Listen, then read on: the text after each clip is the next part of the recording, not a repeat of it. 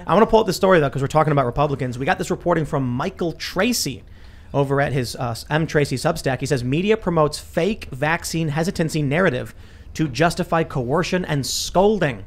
This is an excellent bit of reporting because Michael Tracy basically went through the Republicans, what their statements have been on vaccines, and he is outright definitively proving the media is lying. Yeah. But it's you know what's insane to me? How is it there are so many like left personalities and Democrats who genuinely believe conservatives opposed to vaccines? Right. I'm really confused. He's got Donald Trump.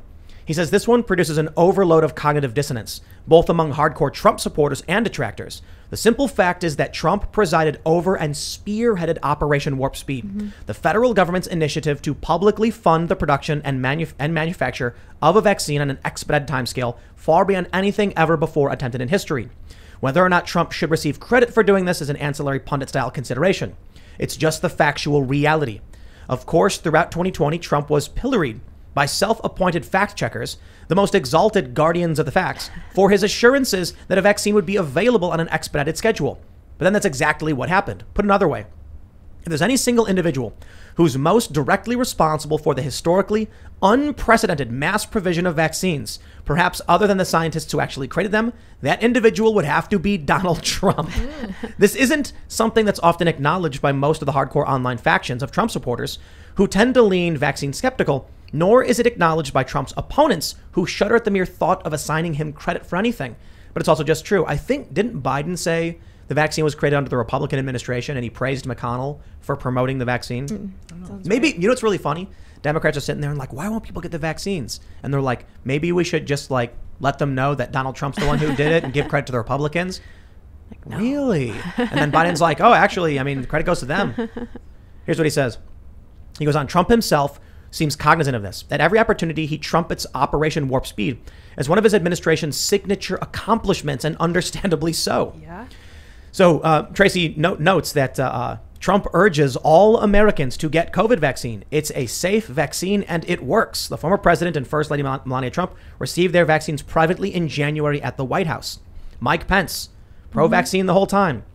Ron DeSantis, he said, here's another odd one. When the vaccines first became available, DeSantis immediately declared, quote, we are working to get as much vaccine for our citizens as possible, and implemented a distribution plan that prioritized elderly Florida residents, which resulted in a bizarre round of media pushback, as though prioritizing the elderly for vaccine distribution was some sinister plot. Yes, it's amazing. DeSantis also personally received the vaccine and publicized this fact when his age group first became eligible. Like all other Republican governors, he's been in charge of administering and promoting his state's vaccination program from the outset. And one of the reasons they lifted the lockdowns was they're like, we're good. Yeah. Vaccines, roll them out. I was living in Florida when the vaccines were rolled out. I got my vaccine in Florida. DeSantis was all over the place touting vaccines. And the idea that he was against vaccines is like comical. It's like he both like got the vaccines too quickly to his people, and he also didn't want them to take it. Like, how could it be both? This is the weirdest thing. So I'll just show you the other names. We've got Greg Abbott, always in favor, Kristi Noem, Mitch McConnell, Ted Cruz, Marco Rubio, Kevin McCarthy, Tom Cotton, Josh Hawley. They have all been pushing this. Yet Ivy. Somehow the narrative is all of a sudden Republicans are coming around. Right.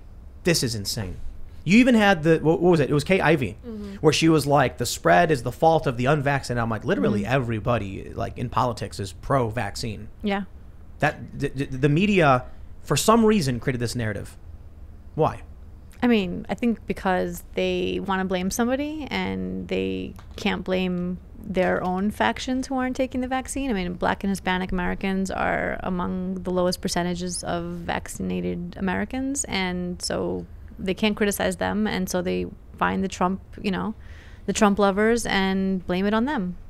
What's fascinating to me is that you now have the two most popular conservative or right-wing candidates, Donald Trump and Ron DeSantis. In the CPAC poll, Trump dominates.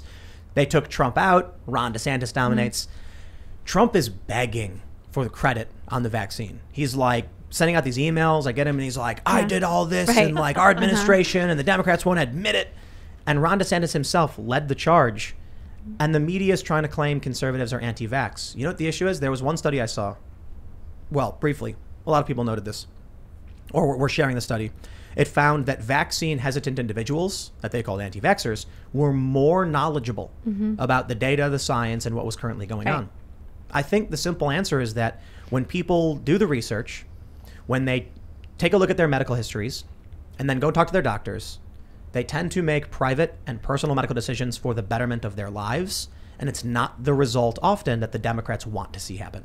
I mean, they could also solve does Donald Trump want people to take the vaccine by having any number of reporters who still speak to him on a semi-regular basis ask him, do you want people to take the vaccine? I think that would just, get to the bottom of it pretty quickly. But they don't want to hear the answer to that because they know he's going to say yes. They know he's going to say, yeah, of course I want you to take the Trump vaccine, the greatest vaccine that's ever been produced in the history of vaccines. Yes. I did the vaccine with in the backyard. Right. Yeah. So. Trump is, I don't know if, for those that are listening, if you saw the Freedom Tunes clip we just put out, where it's Fauci and Trump are in Mount Doom in the Wuhan wet market, and Fauci's like, cast it into the fire. But then Trump is basically at a hearing saying, I am the greatest president who has ever lived. Even Fauci agrees. And Fauci's like, no, I don't. But that's the reason that joke works is because Donald Trump, if they gave him a press conference, if they wanted, give the man a press conference. Yeah. Bring him out to the front of the Rose Garden one right. more time. Like, come on in, Trump. Here's the microphone. What do you got to say? He's like, it was me. It was all me. I did all the work. Yeah. Everybody should be supporting this. I mean, it's true. Yeah.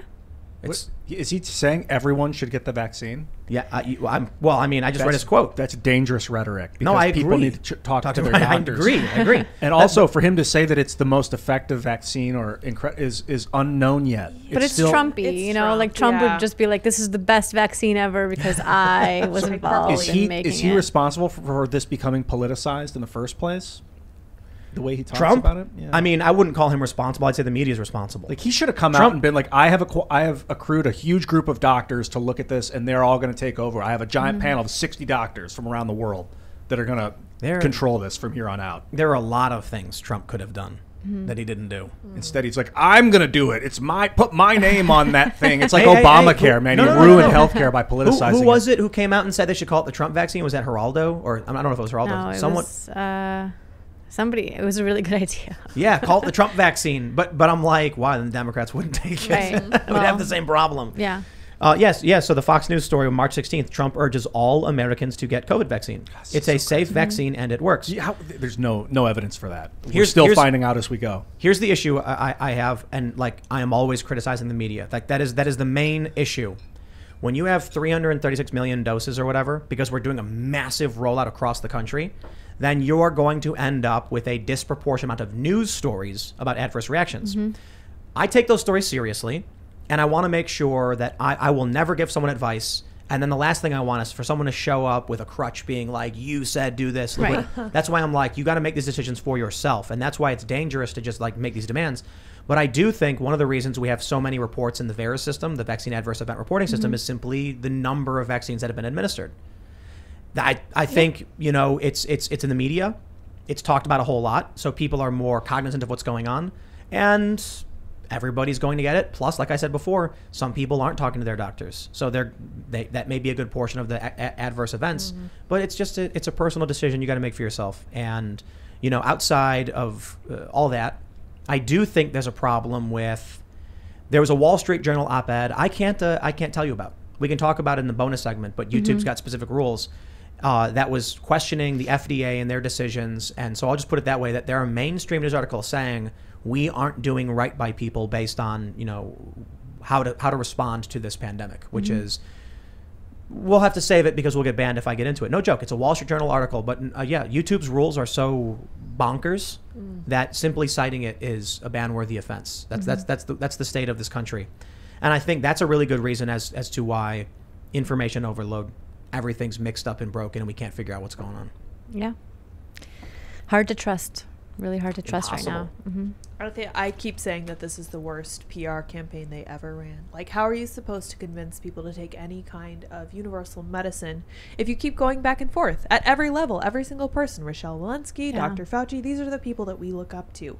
Rochelle Walensky said earlier, I think it was today, she was talking about the kids who have died of COVID. She literally said things that are factually provable with the CDC's data untrue. Completely untrue. And Do you know what she said? She was talking about how it's more dangerous than the flu for kids, and people pulled up the data from the CDC and were like, "This is clearly not true." Well, I don't know about all of that. I do know that when Crowder said cite the CDC data, he got banned from YouTube for it. well, or he got a suspension on Right. YouTube for bringing it up. So I don't know. I'll just say, whatever Walensky says, whatever Fauci says, it's true. It's a It's fact. all true. It's all That's it. true. Yeah. Even if they say something different tomorrow. Yeah. Yeah. Well, that's true just too. science. Yes, And yeah. that's the new That's just fact. science. Yeah. Makes sense. So that was a really good point brought up in where was this point brought up? I'm forgetting that. Oh yeah, it was who was it? Peter Ducey or Steve? Which one's the younger one? Peter. Yeah. Uh-huh. Yeah, he asked Jen Psaki about the censorship, and he said there's a video from March of Fauci saying not to wear a mask. That's still up, and people see that. He's like, aren't you concerned that you might get something removed that later turns out to be true? Good for him. Yeah. Yeah, she's not concerned.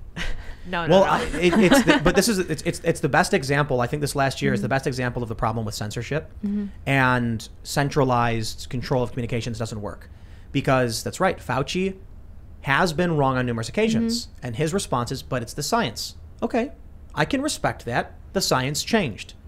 The problem is you banned people for what is now the right response. Right. Like you later come back and say, "Oh, those people were right the whole time." Then why'd you ban them?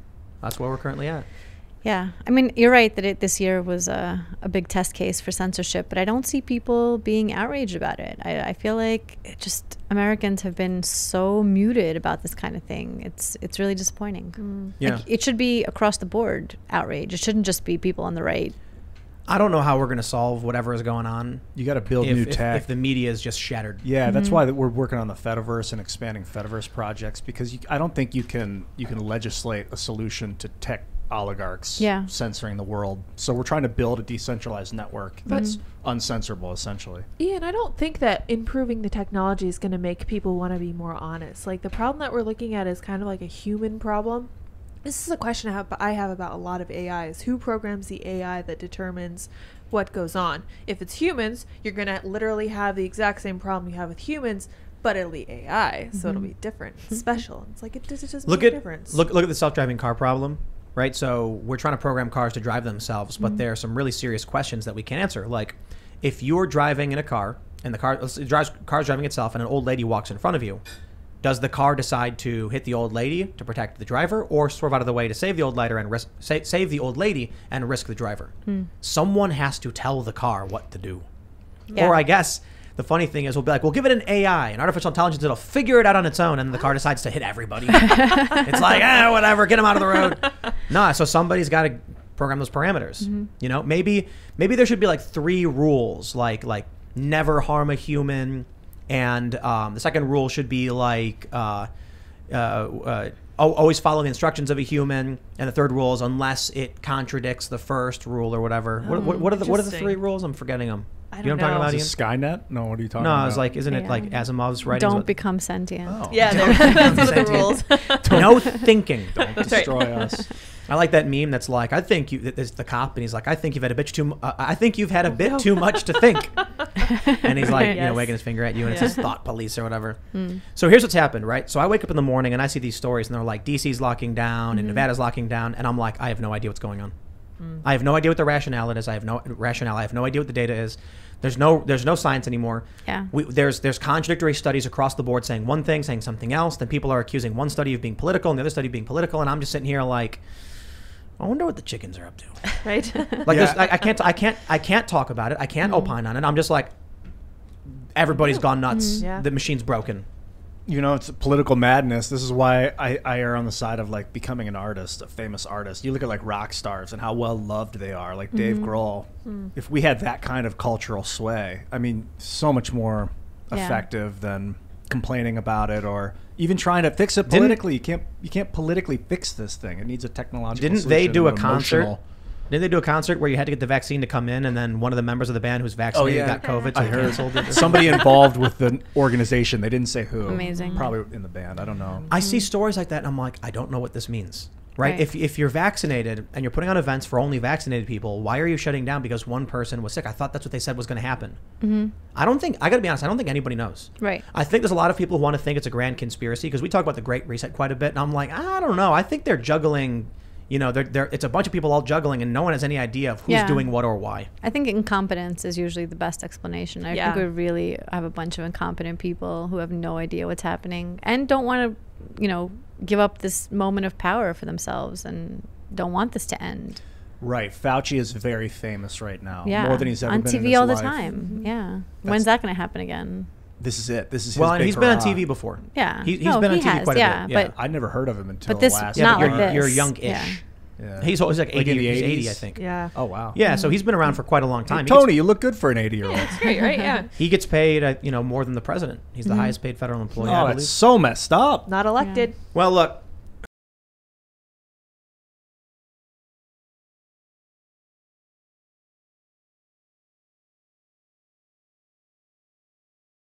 Thanks for checking out this clip from the Timcast IRL podcast.